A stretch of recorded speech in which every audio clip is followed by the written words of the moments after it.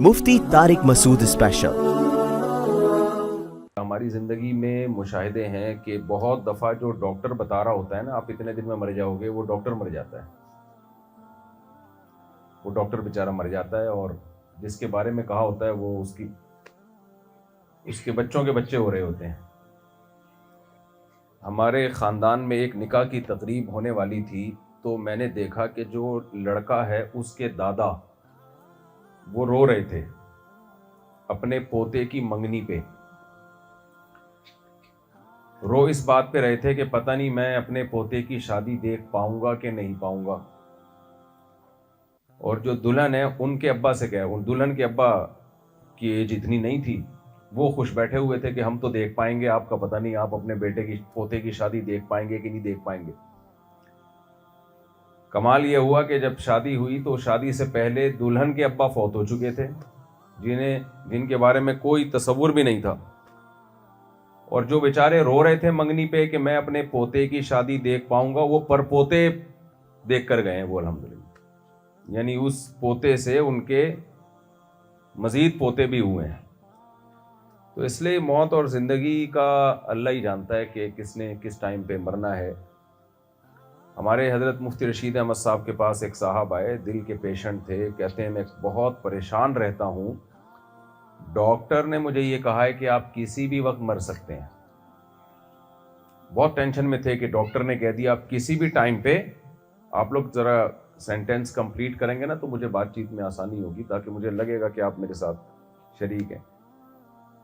پریشان ہو کے آئے کہ ڈاکٹر نے مجھے کہا ہے کہ آپ کسی بھی ٹائم پہ مر سکتے ہیں۔ کہتے ہیں میں نے پھر اس کی تسلی دی، میں نے کہا بھائی کوئی بھی دنیا میں کسی بھی ٹائم پہ مر سکتا ہے، یہ ایک ایسا کام ہے جس میں خصوصاً پاکستان میں گورنمنٹ کی طرف سے کوئی پابندی نہیں ہے۔ سمجھ رہے ہیں کہ نہیں؟ ہمارے ہاں زندہ رہنے پر کچھ مسائل ہیں، اگر آپ مرنا چاہیں تو پھر گورنمنٹ کی طرف سے، ڈاکٹروں کی طرف سے، مختلف اداروں کی طرف سے کسی قسم کی کوئی پابندی نہیں۔ تو موت تو ایک ایسی چیز ہے جو 100% یقینی ہے، لازمی ہے، جس سے دنیا میں کوئی بھاگ نہیں سکتا۔ اللہ نے نوح علیہ السلام کو 950 سال کی زندگی دی تھی، زندگی تو اس سے بھی زیادہ تھی، 950 سال تو آپ کے تبلیغ میں گزرے ہیں، وہ بھی چلے گئے بھائی دنیا سے۔ تو یہ زیادہ بڑا ایشو نہیں ہے کہ کون کب مرے گا، کیوں مرے گا، کس وجہ سے مرے گا، کوئی نہ کوئی وجہ تو ہوگی۔ ہمارے ایک ریلیٹو تھے جو بہت زیادہ صحت کا خیال کیا کرتے تھے، اب بھی ہیں، اللہ ان کو حیات دے، خاص طور پہ شوگر سے بہت زیادہ بچتے تھے، پھر بھی شوگر ہو گئی ان کو۔ میں نے کہا بھائی آپ تو اتنا زیادہ احتیاط کرتے تھے، آپ کو شوگر کیوں ہوئی؟ تو انہوں نے میری حیرانگی کو دور کیا یہ کہہ کے بھائی مرنا نہیں ہے کیا؟ مرنا تو ہے نا، کوئی بھی کسی طریقے سے۔ بہاری زبان آپ نے سنی ہوگی، بہاری لوگ بھی آپ نے دیکھے ہوں گے، ان کی کہاوتیں اور مثالیں بڑی مشہور ہیں۔ کہتے ہیں جو نہ کٹے آری سے وہ کٹے بہاری سے، یعنی بات چیت میں بڑے ماہر ہوتے ہیں وہ۔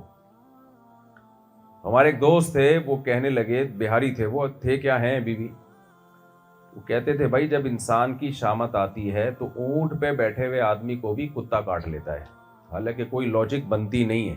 کیا خیال ہے؟ یہ جو میری بہنیں مائیں بیٹھی ہوئی ہیں، بیٹیاں بیٹھی ہوئی ہیں، میں ان سے بھی مخاطب۔ تو جب انسان پہ کوئی شامت آتی ہے تو اونٹ پہ بیٹھے ہوئے آدمی کو بھی کتا کاٹ لیتا ہے، حالانکہ کتے کی پہنچ وہاں تک ہوئی کیسے یہ اللہ ہی بہتر جانتا ہے، لیکن کتا کاٹ لیتا ہے۔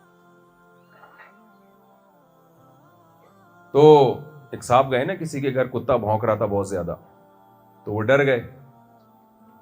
تو میزبان نے کہا کہ آپ نے وہ مثال نہیں سنی ہے کہ بھونکنے والے کتے کاٹتے نہیں ہیں، تو آپ کیوں ڈر رہے ہیں؟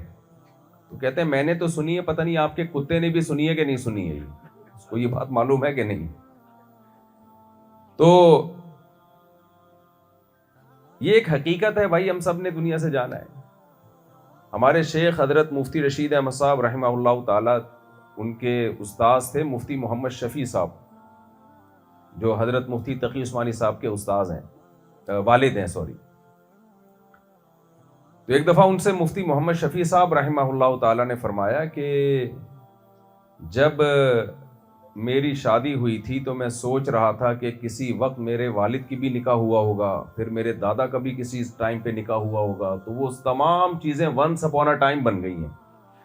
وہ تمام واقعات کیا بن گئے ہیں؟ Once upon a time. ہمیں کوئی چیز نہیں لگ رہی ہوتی. آج ماشاءاللہ یہ دولہا بیٹھے ہوئے ہیں, کیا نام ہے آپ کا؟ جی مجتبیٰ صاحب. اللہ دیکھ دو ہمارے یہاں ینگ دولہا یہ مسلمانوں میں ہی کلچر رہ گیا ہے. 2 دانت کے دولہا صرف آپ کو مسلمانوں میں ملیں گے. آپ باہر ملکوں میں جائیں نا, 55 60 70 یہ چل رہا ہے.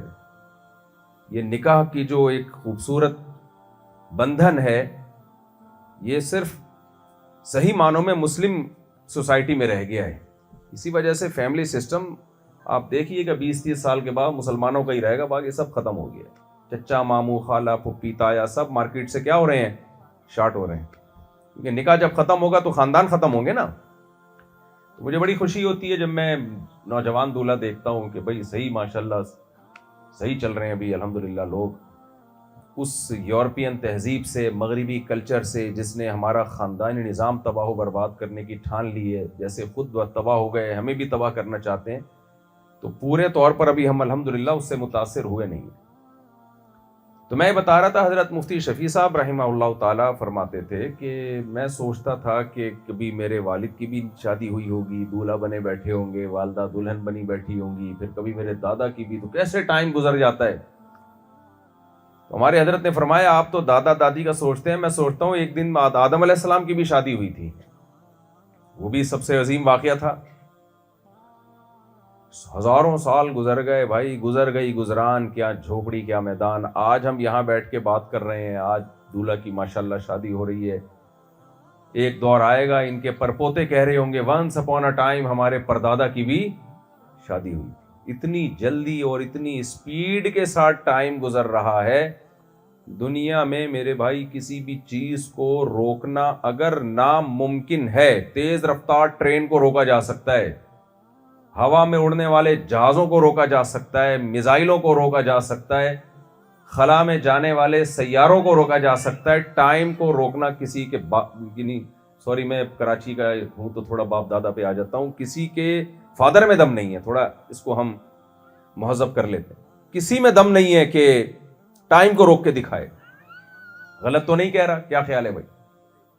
اب ٹائم کو روکنا چونکہ ممکن نہیں ہے. ہم بچے ہوتے ہیں, جوان ہوتے ہیں, پھر بوڑھے ہو جاتے ہیں. جب جوان ہوتے ہیں بڑے خوش ہوتے ہیں, ہم یہ سمجھتے ہیں ہم ہمیشہ ایسے ہی چمکتے دمکتے رہیں گے, لیکن نہیں بھائی, آہستہ آہستہ بڑھاپا آنا شروع ہوتا ہے. اس کی سب سے پہلی علامت ہوتی ہے بال کا سفید ہونا. خواتین کے سر کے بال سفید ہوتے ہیں, مردوں کی داڑھی کے بال, سر کے بال سفید. آپ دیکھتے ہیں کہ جب پہلا بال سفید ہوتا ہے تو ہم چپکے سے لے جا کے بغیر کسی کو بتائے, بیگم کو بھی نہیں پتہ چلنے دیتے, اور وہ بال توڑ دیتے ہیں کہ نہیں, اپنے آپ کو تسلی دیتے ہیں میں ابھی بوڑھا نہیں ہوں, یہ تو اصل میں کوئی وائٹامن تھا جو آگے پیچھے ہو گیا تھا. ہو جاتا ہے پانی کی وجہ سے, ماحول کی وجہ سے, ایک آدھ بال سفید ہو جاتا ہے. جوان ہوں میں, ابھی بوڑھا نہیں ہوں. کیا خیال ہے؟ اس بال کو اندر کو یوں کر دیں گے یا تھوڑا سا یوں گھما دیں گے یا نکال کے پھینک دیں گے, اور اپنے نفس کو ہم تسلی دیتے ہیں کہ بعض دفعہ کچھ وائٹامنز ایسے ہیں جن کی کچھ اوپر نیچے ہو جاتے ہیں, کچھ تھوڑا خوراک بھی آج کل ایسی ہو گئی ہے, تو میں کوئی بات نہیں, تھوڑا اپنی خوراک کو فوکس کروں گا تو دوسرا بال انشاءاللہ سفید. آپ لوگ جملہ کمپلیٹ نہیں کر رہے نا بھائی, دوسرا سفید نہیں ہوگا انشاءاللہ. لیکن تھوڑے دن بعد جب ہم شیشے میں دیکھتے ہیں تو دوسرا بھی سفید ہو چکا. پھر اپنے آپ کو تسلی دیتے ہیں کوئی بات نہیں یار, ابھی مختلف میڈیسن آ رہی ہیں, سپلیمنٹ آ رہے ہیں. لیکن ایک دن اٹھتے ہیں تیسرا بھی سفید, اس کو بھی توڑ دیا, چوتھا بھی سفید, پانچواں بھی سفید. پھر آدمی کہتا ہے اگر میں نے توڑنا شروع کر دیے تو فارغ البال ہو جاؤں گا میں. کیا خیال ہے بھائی؟ یعنی بال سے کیا ہو جاؤں گا؟ فارغ. دہشت گردی کا اڈا ہی ختم ہو جائے گا, جو روب ہے نا بال سے. تو پھر انسان, میں نے ایک ڈاکٹر سے کہا, میں نے کہا ڈاکٹر صاحب یہ جو بال سفید ہو رہے ہوں تو اس کا کیا علاج ہے؟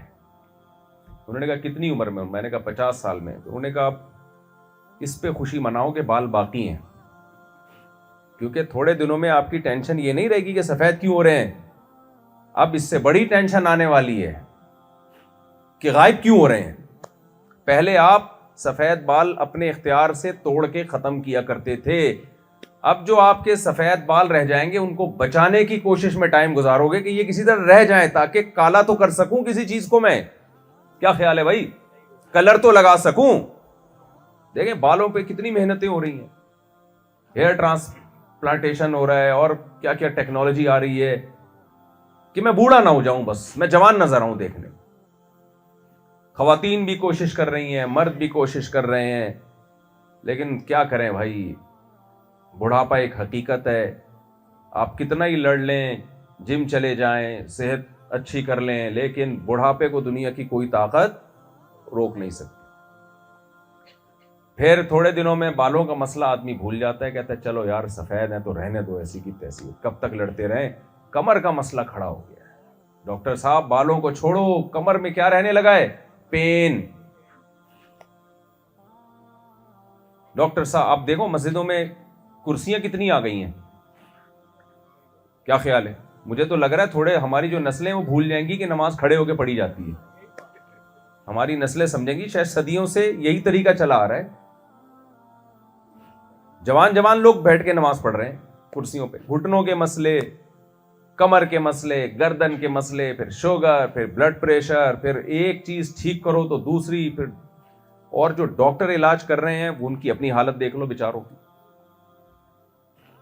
تو یہ کیا ہے بھائی, ایسا ہے کیوں؟ اور یہ دنیا میں ہر قوم کے ساتھ ایسا, ہمارے ساتھ نہیں ہے. جو ترقی یافتہ قوم ہے ان کے ساتھ بھی ایسا ہوتا ہے. بڑھاپا سب پہ آتا ہے, پھر انسان مر جاتا ہے. اللہ نے تعالیٰ نے اس پروسیس کو قرآن میں کئی بار بیان کیا ہے کہ اس نے تمہیں ماں کے پیٹ میں بنایا, پھر تمہیں بچہ بنایا, پھر تمہیں یبلغ اشدکم, تم جوانی کی دہلیز پہ پہنچتے ہو, اور پھر ومن نعمرہ ننکسہ فی الخلق, پھر ہم تمہیں بڑھاپے کی طرف لے جاتے ہیں, کمزوری کی طرف لے جاتے ہیں. تو یہ سارے تصرفات ہیں جو انسان کی باڈی پر ہوتے ہیں, اور ان سب چیزوں کی وجہ ہے ٹائم. اگر ٹائم گزرنا بند ہو جائے تو ہم ہمیشہ جوان رہیں, کچھ بھی نہ ہو ہمارے ساتھ, خوش ہیں تو ہمیشہ خوش رہیں. لیکن ٹائم کیا کرتا ہے, ایک کنڈیشن میں, ایک حالت میں ہمیں رہنے نہیں دیتا, اور ٹائم روکنے والی ابھی تک کوئی مشین ایجاد نہیں ہوئی ہے اور آئندہ بھی کوئی چانس نہیں ہے.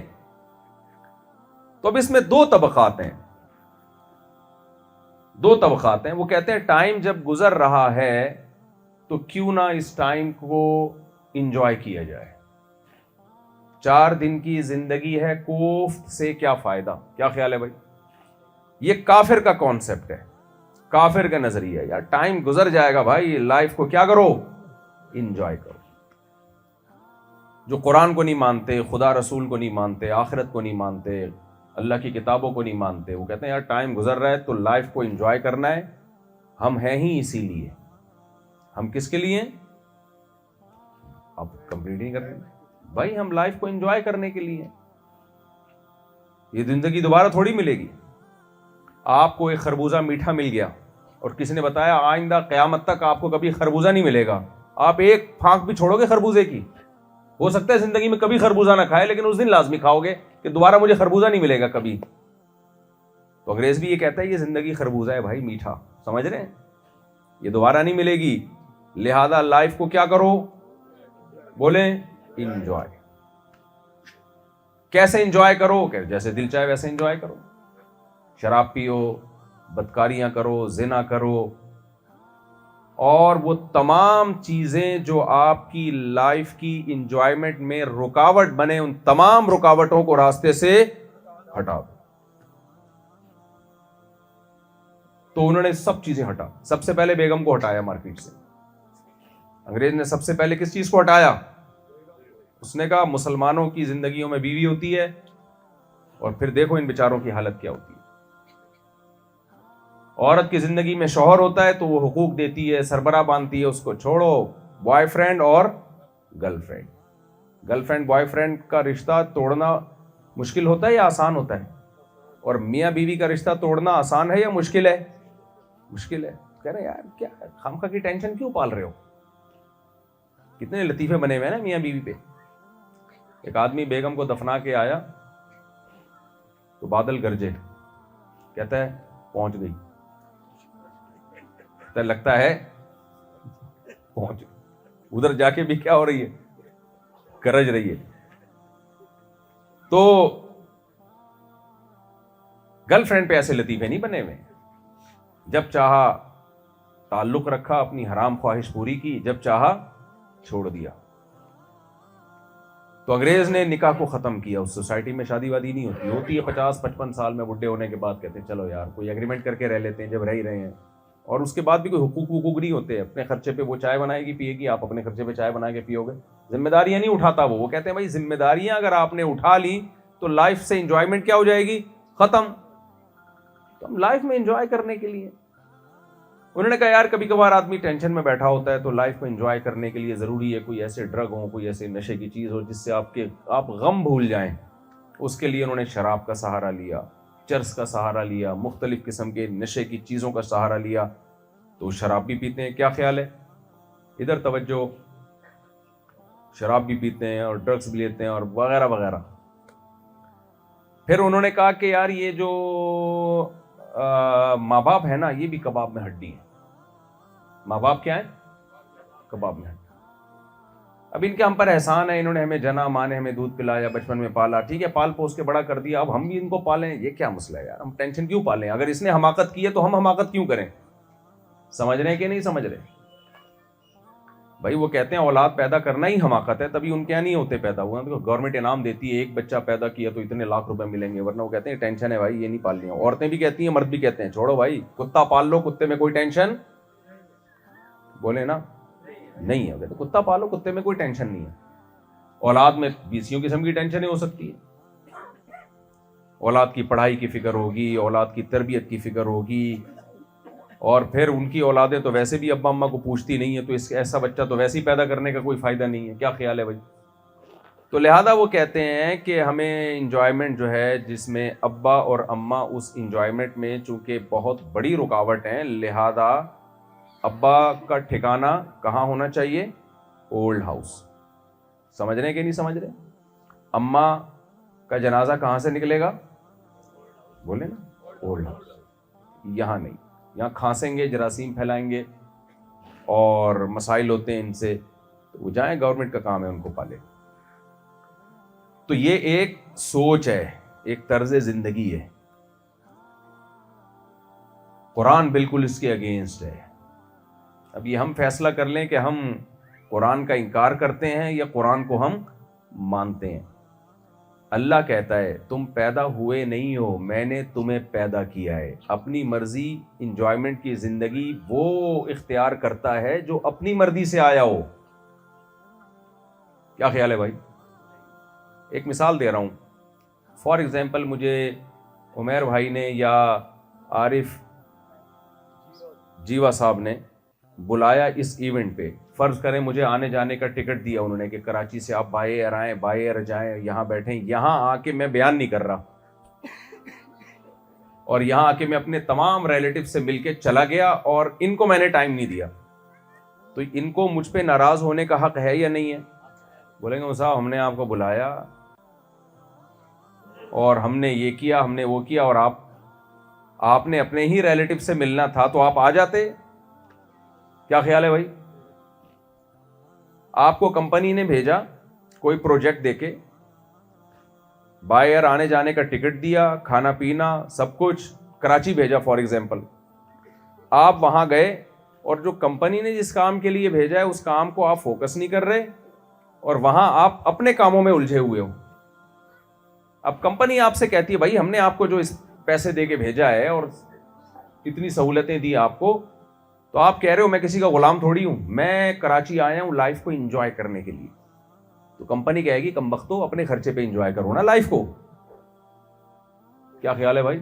اپنے خرچے پہ کرو نا, آپ آئے تھوڑی, ہم نے آپ کو بھیجا ہے. تو دیکھیں ہم دنیا میں آئے نہیں ہیں, ہمیں پیدا کیا ہے کسی نے. ام خلقوا من غیر شیء ام هم الخالقون. قرآن کہتا ہے تم خود سے نہیں بنے ہو. ایک بے جان روبوٹ آٹومیٹیکلی خود سے بن سکتا ہے جس کی آنکھوں میں دیکھنے کی طاقت نہ ہو, ناک میں سونگنے کی طاقت نہ ہو, کان میں سننے کی طاقت نہ ہو. وہ روبوٹ خود بخود نہیں بن سکتا. ایک روبوٹ کو بنانے والا سائنٹسٹ انسان جس کی آنکھوں میں دیکھنے کی طاقت ہو, جس کے کانوں میں سننے کی طاقت, جس کے زبان میں بولنے کی طاقت, چکھنے کی طاقت, وہ خود بخود کیسے بن سکتا ہے بھائی؟ میں سمجھا پا رہا ہوں اپنی بات؟